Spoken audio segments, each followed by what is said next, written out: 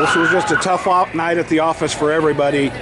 Offense did some things, couldn't get that big play to go through. Defense, I know you guys had some guys go down. What do you do to bounce back from this? Just work. I mean, we're going to come in tomorrow morning, I'm sure. We're going to work, come in tomorrow, probably after school.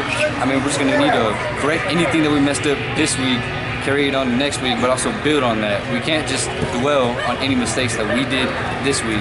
It was a pretty bad game that we played on our part.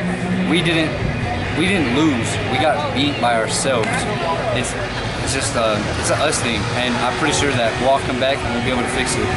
This was obviously much different than the first game where they were hitting you with passes. They were just grinding at you on the ground. How frustrating is that to know you can make that stop if you just get guys in the right place a little bit more? I feel like that is just stuff that we could fix on our own with film, just reading our keys better. And the same thing I said last week, it's just a transition from pass game to run game. We've got to be able to play both.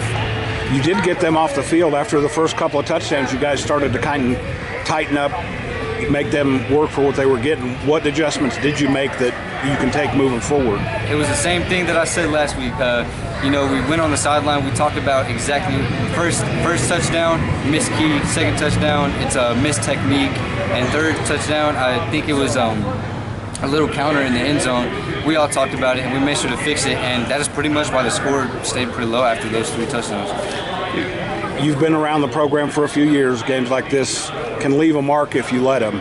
As one of the guys that's a vocal leader, an emotional leader, how much do you put on your plate this week to make sure this one doesn't become 2 or 3 more? I'm going to make sure that I buy in.